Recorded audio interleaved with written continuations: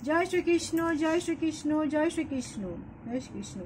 जय राधा रानी की जय, जय सिया रामचंद्र की जय, जय वैष्णो माता की जय, जय खाटू श्याम की जय। आज हमें श्रीमद् भगवद गीतार 8तम अध्याय अक्षर ब्रह्म योग श्लोक 5 पाठ करছি। अनंत काले च माम एवः स्मरणः मुक्तः कलेवरम या प्रयन्ति सा मद्भावम यति नास्ति अत्र संशयम। अनुवाद। ঠাকুর এখানে বলছেন, মৃত্যুর সময় যিনি আমাকে স্মরণ করে দেহ ত্যাগ করেন তিনি তৎক্ষণাৎ আমার ভাবেই প্রাপ্ত হন, এই বিষয়ে কোনো সন্দেহ নেই।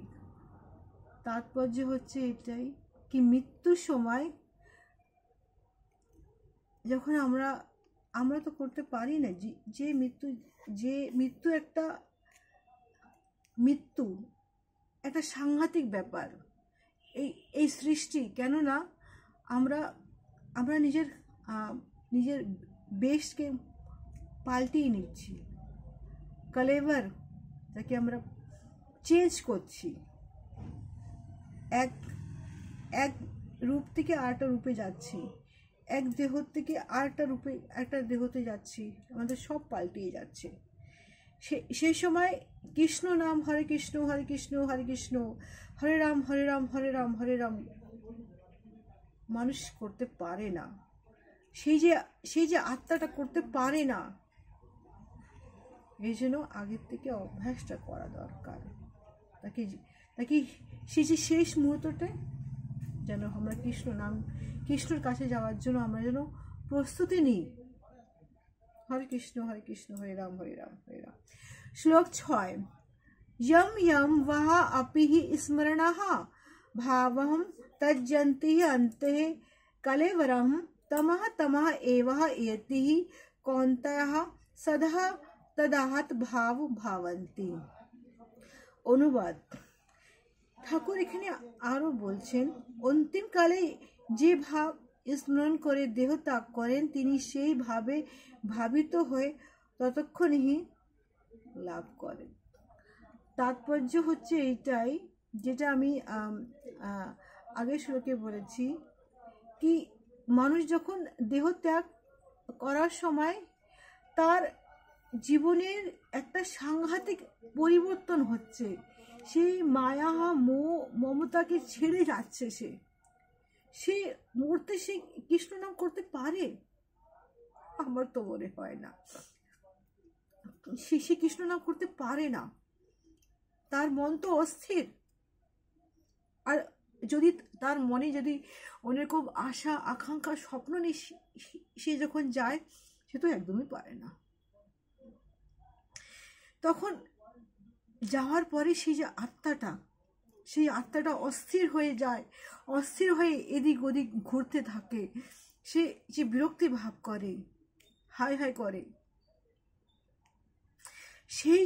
সেই সময় তাকে কৃষ্ণ নাম দিতে হয়। এখন মন ভাববে, সবাই ভাববে সেই সময় কি করে কৃষ্ণ নাম দেব, সে তো চলে গেল, সে তো পুড়ে ছাই হয়ে গেল, তারপরে কৃষ্ণ নাম কি করে হতে পারে? তারপরেও কৃষ্ণ নাম হয়। এটা আমার নিজস্ব ব্যক্তিগত অনুভূতি।